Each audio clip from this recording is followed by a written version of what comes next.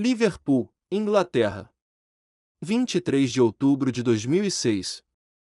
Era uma tarde comum, ensolarada e tranquila. Enquanto Sarah e Michael McKenna caminhavam pelo centro da cidade com seu filho de 5 anos, Ryan, não faziam ideia de que suas vidas jamais seriam as mesmas. Ryan McKenna parou de repente em frente à loja de discos. Seus olhos se fixaram em um pôster gigante dos Beatles na vitrine. Mãe, esse sou eu quando era famoso. Sua mãe, Sarah McKenna, riu nervosamente. Ryan, querido, esses são os Beatles. Uma banda muito antiga, disse Ryan, mas congelou. Ela apontou para John Lennon na foto e repetiu com uma convicção assustadora: Não, mãe, esse sou eu. Eu era famoso e cantava para muita gente, e eles gritavam muito alto. Sarah sentiu um arrepio percorrer sua espinha. Como uma criança de 5 anos poderia saber sobre os Beatles? Eles nunca tinham ouvido aquela música em casa. Nunca sequer conversaram sobre as bandas antigas. 2 anos atrás, Brian mal conseguia falar direito. Brian, você nunca viu essa foto na sua vida, disse o pai, tentando ser razoável. Vi sim, pai. Lembro quando tiraram essa foto. Estava um calor escaldante naquele dia, e Paul estava tenso. Seus pais trocaram olhares vazios. Como Paul sabia o nome Paul McCartney?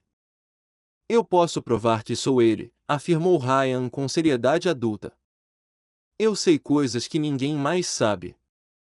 Sei onde escondo minhas coisas especiais. Sei as músicas que nunca conto para ninguém. Sarah pegou a mão do filho, tentando acalmá-lo. Vamos para casa, Ryan. Tudo bem, mãe, mas um dia você vai acreditar em mim. Eu prometo. O que você está prestes a ouvir é considerado pelos especialistas em reencarnação o caso mais documentado e chocante já registrado. Uma história que desafiará todas as suas crenças sobre a vida, a morte e a continuidade da alma humana. Porque o que começou como uma brincadeira de criança se transformaria no estudo de pesquisa mais perturbador dos últimos 50 anos.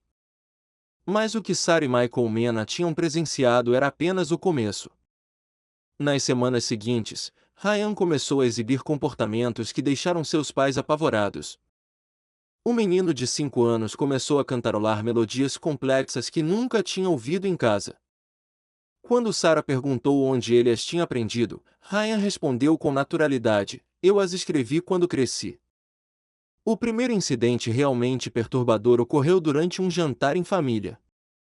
Enquanto brincava com seus brinquedos, Ryan de repente começou a falar inglês perfeito com um sotaque de Liverpool dos anos 1960.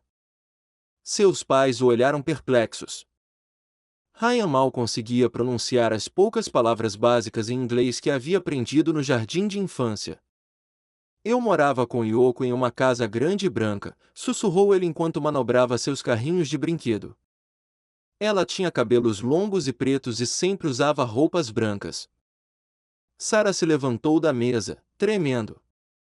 Ryan, de onde você tirou essas palavras? Quem é Yoko? Ryan olhou para ele com olhos que pareciam velhos demais para seu rosto. Ela era minha esposa, minha mãe. Sinto muita falta dela. Mas a revelação mais surpreendente veio uma semana depois. Michael decidiu colocar algumas músicas dos Beatles para ver a reação do filho. Quando Here Comes the Sun começou a tocar, Ryan correu para o aparelho de som e gritou: Desliga, desliga. O George está tocando a minha guitarra. Seus pais ficaram chocados. Como uma criança de 5 anos podia saber que George Harrison tocava guitarra naquela música? E por que ele a chamava de minha guitarra? Ryan começou a soluçar incontrolavelmente. Entre soluços, ele repetia: Eu escrevi essa música. Eu escrevi para o Julian. É para o meu filho. Sarah abraçou Ryan, mas ele continuou chorando. Mamãe, por que eu não posso tocar meus instrumentos? Onde estão minhas guitarras? Onde está meu piano branco? Naquela noite, seus pais não conseguiram dormir. O que estava acontecendo desafiava toda a lógica. Seu filho de 5 anos não só sabia detalhes íntimos sobre John Lennon, como também falava dele como se fosse seu próprio filho. Mas o pior ainda estava por vir. 3 semanas após o incidente musical, Sarah McKenna tomou uma decisão que mudaria tudo. Desesperada para entender o que havia acontecido com seu filho, ela decidiu levá-lo ao Museu dos Beatles em Liverpool. O plano era simples. Se Ryan realmente acreditava ser John Lennon, aquele lugar acabaria com essa fantasia. Em 18 de novembro de 2006, às 10h30, a família McKenna entrou no museu. Ryan caminhava calmamente, de mãos dadas com a mãe, sem demonstrar qualquer sinal de familiaridade. Mas tudo mudou quando chegaram à primeira sala de exposições. Ryan soltou a mão da mãe e correu para uma vitrine específica. Lágrimas brotaram em seus olhos enquanto suas pequenas mãos pressionavam o vidro. "Esta é a minha guitarra", exclamou, apontando para uma Rickenbacker de 12 cordas. "Comprei em Nova York em 1964. Tem um arranhão aqui", disse ele, apontando para o local exato onde, anos depois, especialistas confirmariam a presença de um pequeno fragmento. O guia do museu, Thomas Mitchell, aproximou-se curioso. "Garoto, esta é a guitarra do John Lennon, mas não tem nenhum arranhão visível." Brian olhou para ele, com os olhos cheios de lágrimas. "Tem sim. Debaixo da segunda corda. Tinha sido feito quando eu o deixei cair no estúdio na Abbey Road durante a gravação de Norwegian Wood." Thomas fez uma careta. Esse detalhe específico não estava em nenhum livro, nenhuma biografia oficial. Era uma informação que só John Lennon, George Martin ou um engenheiro de som saberiam. Mas Ryan não parou por aí. Ele caminhou em direção à outra parte do museu como se já tivesse percorrido aqueles corredores 1000 vezes. Parou em frente a uma fotografia em preto e branco do Cavern Club. "Tocamos aqui 292 vezes", murmurou. O palco era muito pequeno e sempre muito quente. Paul sempre reclamava do cheiro. Sarah veio até mim, tremendo. "Brian, como você sabe disso?" "Porque eu estive lá, mãe."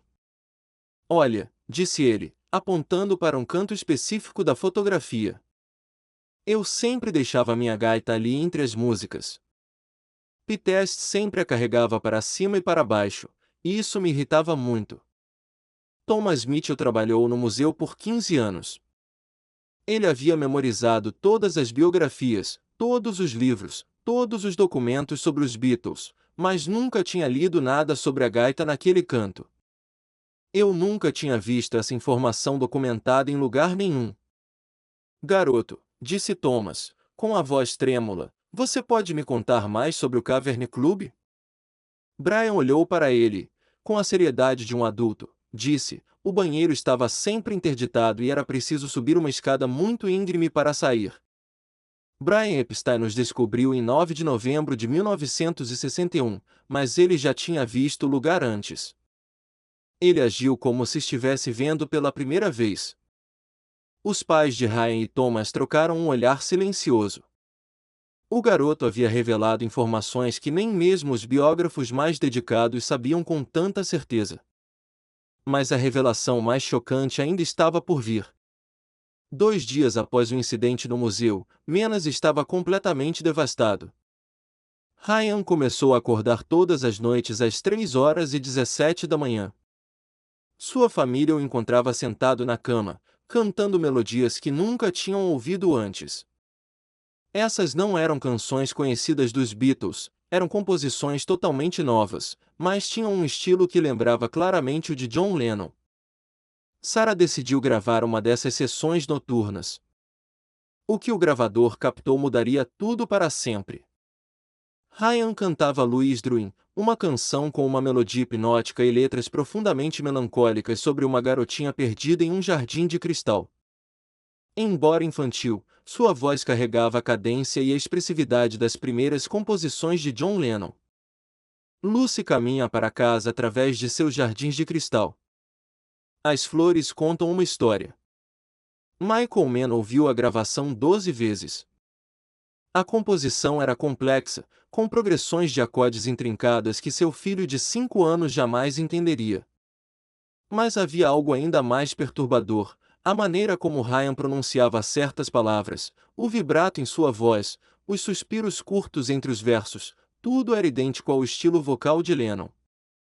Desesperado por respostas, Michael contatou o Dr. James Harrison, musicólogo especializado nos Beatles da Universidade de Liverpool. Ele enviou a gravação para Harrison sem revelar quem a havia cantado. A resposta do Dr. Harrison chegou 48 horas depois, e para espanto de todos, ele disse: "Prezado Sr. M.C. Kenna, a composição que o senhor me enviou é extraordinária. As progressões harmônicas são consistentes com o estilo de composição de John Lennon entre 1962 e 1973.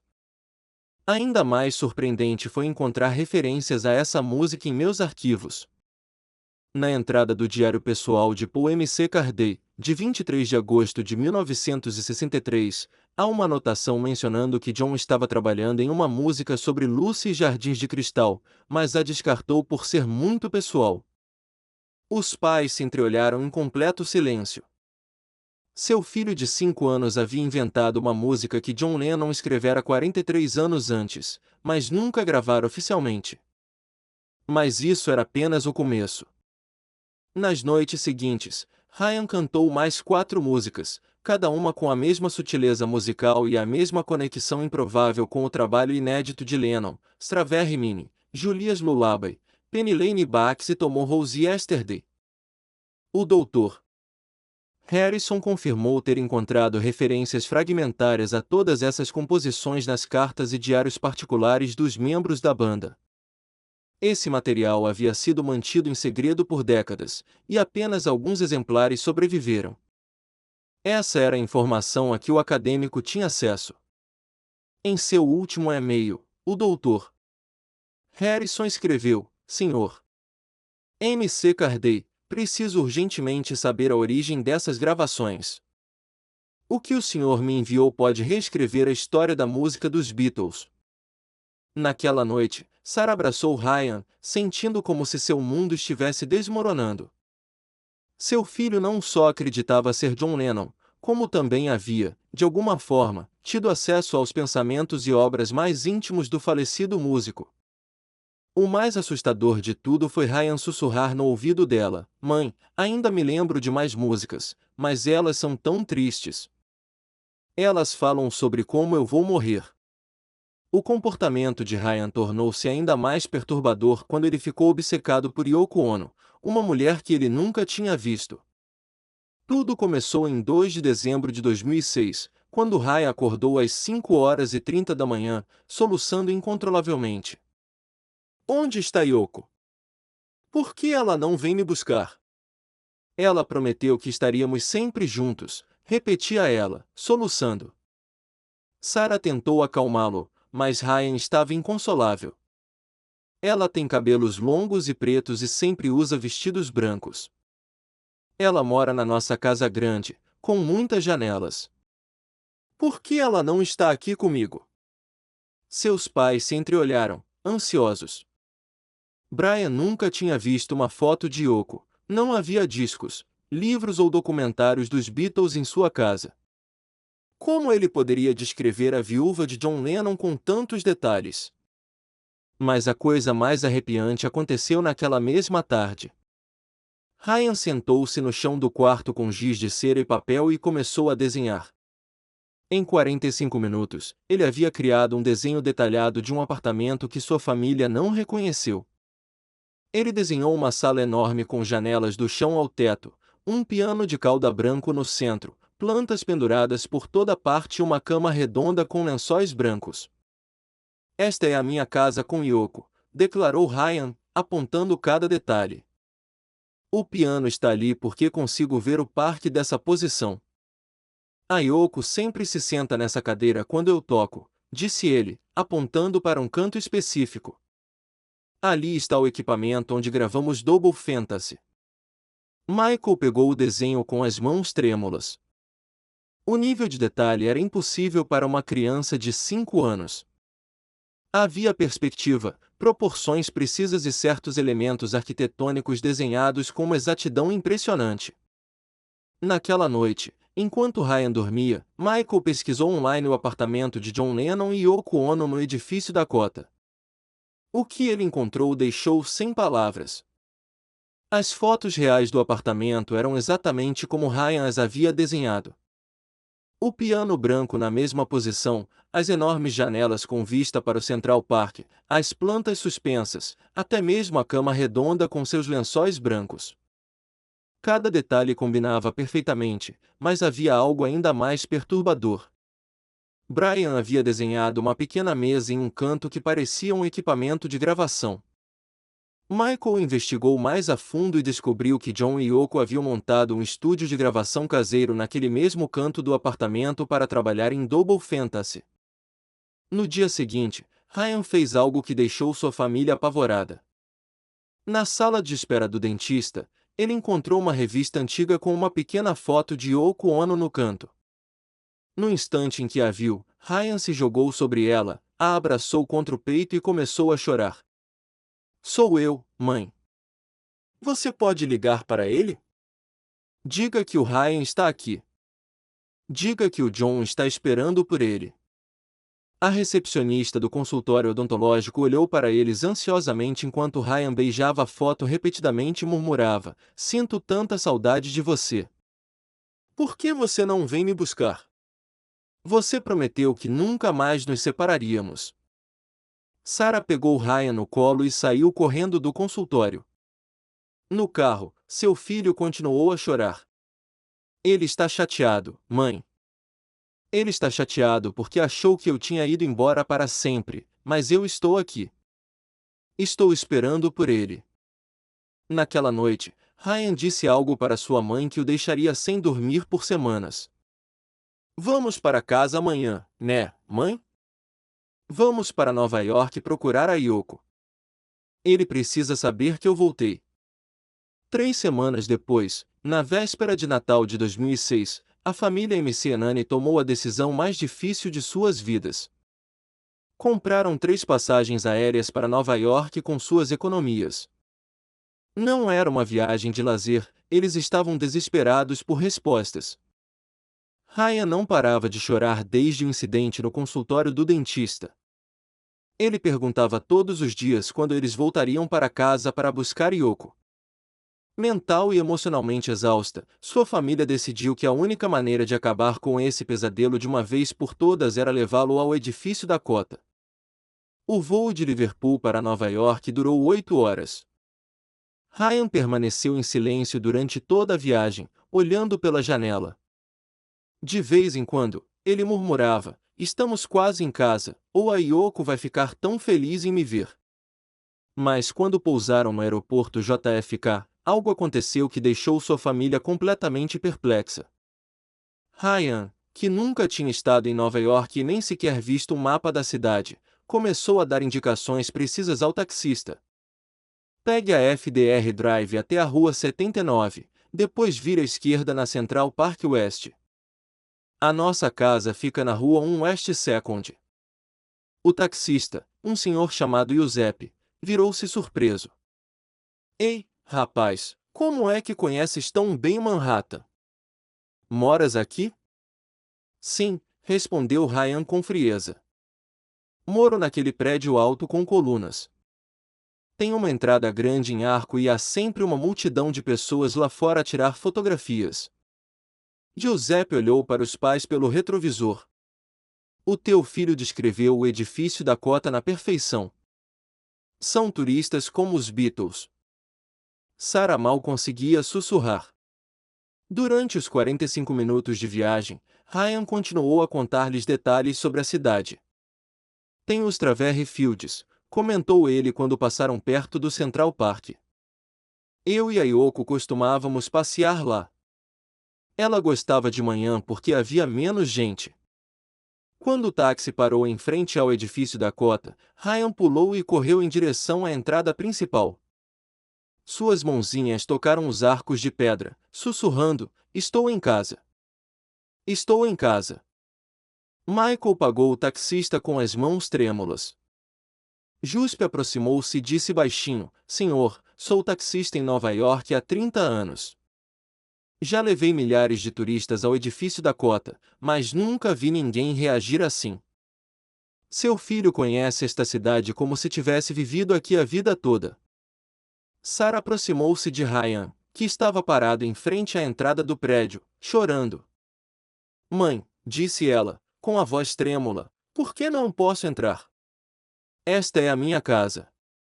Moro aqui com a Yoko." Nesse instante, o porteiro do prédio, um homem afro-americano na casa dos 60, aproximou-se curioso. "Você está bem?" "O menino parece muito chateado." Ryan olhou para ele. "Você é novo." "Não o conheço." "Onde está o Harold?" "Harold sempre me cumprimentava quando eu chegava." O porteiro ficou surpreso. Harold havia sido o porteiro do edifício Dakota na década de 1970 e falecer em 1995. Apenas os moradores mais antigos e alguns fãs incondicionais de John Lennon sabiam desse detalhe. O menino perguntou com a voz trêmula: "Como você conhece o Harold?" Ryan olhou para ele com olhos cheios de saudade. "Quando eu e a Yoko chegávamos tarde da noite, ele sempre cuidava de mim, me dava balas de menta e perguntava sobre as minhas músicas." O porteiro ficou sem palavras. Os detalhes que Ryan acabará de contar sobre Harold eram absolutamente verdadeiros, mas não havia como uma criança de 5 anos de Liverpool saber disso. Mas o próximo passo de Ryan surpreendeu a todos. Brian aproximou-se lentamente da entrada do edifício Dakota e colocou sua pequena mão na placa comemorativa perto da porta. Seus lábios começaram a se mover silenciosamente, como se estivesse rezando. De repente, com uma voz que não era sua, ele começou a cantar: "Imagine que não seria fácil se você tentasse." Mas não era a voz aguda de uma criança de 5 anos. Era uma voz profunda e madura, com aquele sotaque característico de Liverpool dos anos 1960. Sarah sentiu as pernas tremerem. Michael rapidamente pegou o celular e começou a gravar. Ryan cantou a música inteira com uma perfeição técnica incrível. Sua respiração, suas pausas, a maneira como pronunciava cada palavra eram idênticas às gravações originais de John Lennon, mas havia algo ainda mais perturbador. Ele cantava, com lágrimas escorrendo pelo rosto, como se cada verso lhe causasse uma dor intensa. Ao terminar, Ryan desabou no chão e soluçou incontrolavelmente. "Eu não quero cantar essa música", murmurou. "Essa música me assusta. Sempre me assusta quando a canto." O porteiro do edifício Dakota, que presenciara toda a cena, aproximou-se com lágrimas nos olhos. "Nos 30 anos que trabalho aqui, vi milhares de imitadores de John Lennon. Mas este não é um imitador. Este garoto canta exatamente como ele. Exatamente como ele." Naquela noite, no hotel, a família Mann ouviu a gravação uma dúzia de vezes. Sem explicar a situação, Michael enviou o áudio para o Dr. James Harrison em Liverpool. A resposta chegou 6 horas depois. "Senhor Mena, acabei de ouvir sua gravação e preciso urgentemente de informações sobre quem a cantou."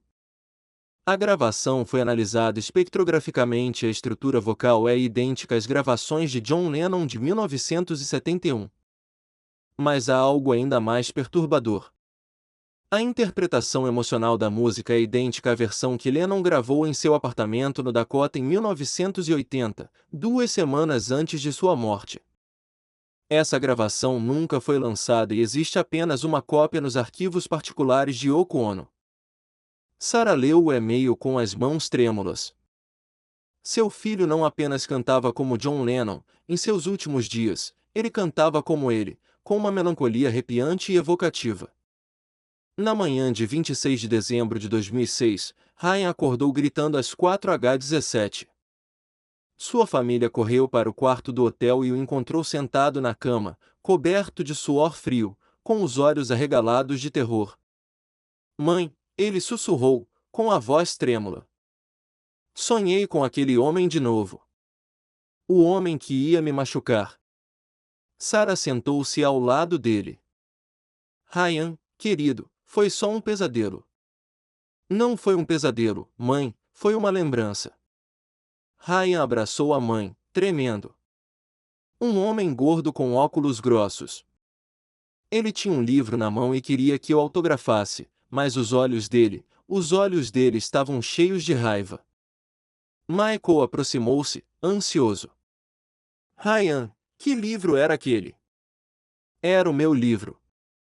Era sobre mim, mas ele estava muito bravo comigo. Ele estava gritando coisas horríveis enquanto dava autógrafos. Ryan começou a chorar. Aí ele tirou alguma coisa brilhante do casaco e eu senti uma dor terrível nas costas. Os pais trocaram olhares preocupados. Ryan nunca tinha visto fotos do assassinato de John Lennon. Eles nunca tinham falado sobre Mark David Chapman. Como ele podia descrever o assassino com tantos detalhes? Você se lembra que dia era, Ryan? Era 8 de dezembro. Estava muito frio e eu estava usando meu casaco preto. Yoko e eu tínhamos passado a tarde toda gravando. Ele estava cansado e queria jantar cedo. Ryan enxugou as lágrimas.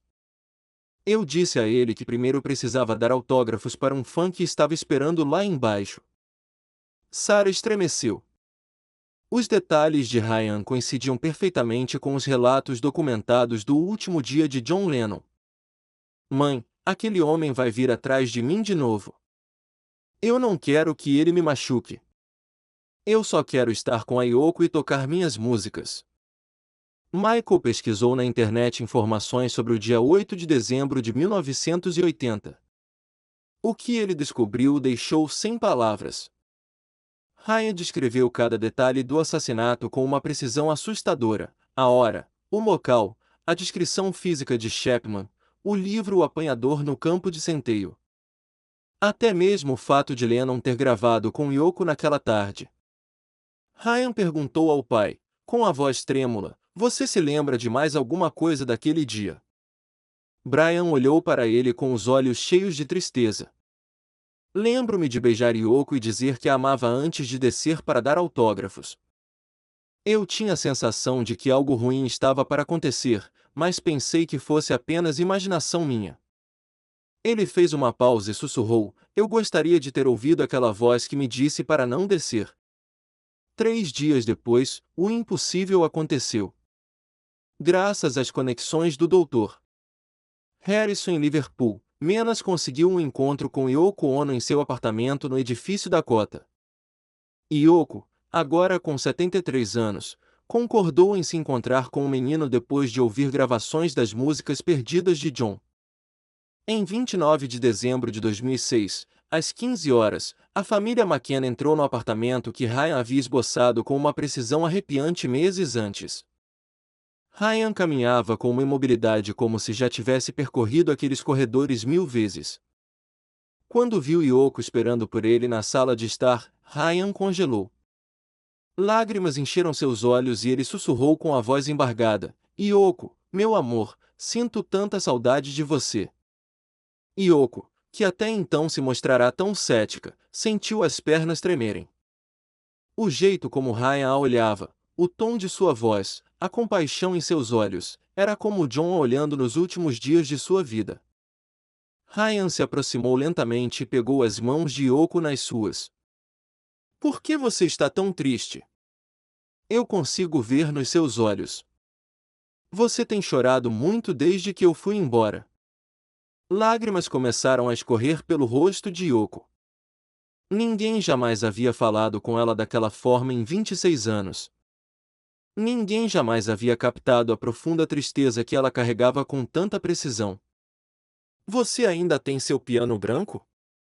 Perguntou Ryan, olhando para o instrumento. Posso tocar para você a música que não consegui terminar? Ryan foi até o piano e começou a tocar uma melodia que Yoko nunca tinha ouvido antes, mas que claramente lembrava o estilo de composição de John. Seus dedinhos deslizavam pelas teclas com uma técnica que nenhuma criança de 5 anos conseguiria dominar. Ele cantava enquanto tocava. Yoko, meu sonho eterno. Nem mesmo a morte pode nos separar. Yoko afundou em sua poltrona favorita e soluçou. John havia se sentado naquela mesma poltrona quando compunha. Ryan não podia saber. Ninguém lhe havia contado. Quando terminou de tocar, Ryan se inclinou para Yoko e sussurrou algo em seu ouvido que a devastou completamente. Você ainda tem minha última carta? Aquela que escrevi um dia antes de morrer, dizendo que se algo me acontecesse, eu a encontraria de alguma forma e lhe diria que nosso amor é eterno. Yoko olhou para Ryan com os olhos cheios de surpresa e terror. Ela tinha aquela carta. Estava guardada em seu cofre. Ela nunca a havia mostrado a ninguém. Até o filho de John, Sean, sabia da existência da carta. Como você sabe sobre ela? Perguntou ele, com a voz trêmula. Ryan sorriu com uma tristeza infinita. Porque eu a escrevi, meu amor, e vim cumprir minha promessa. O que Ryan confidenciou a Yoko nos 20 minutos seguintes mudou tudo para sempre. Quando a família de Ryan foi chamada de volta ao quarto, viram que Yoko havia mudado. Seus olhos brilhavam com uma mistura de esperança e terror que não viam há décadas. Ryan me contou coisas que só John e eu sabíamos, disse ela, com a voz trêmula. Detalhes de nossas conversas mais íntimas, segredos que guardei no meu coração por 26 anos. Ryan se aproximou da família e segurou suas mãos. Mãe, pai, preciso explicar por que estou aqui. Por que voltei? Brian continuou com uma solenidade sinistra. Quando me tornei John, tinha uma última música que queria gravar. Chamava-se The Bridge Between Worlds. Era sobre a morte, sobre como o amor pode sobreviver à vida física.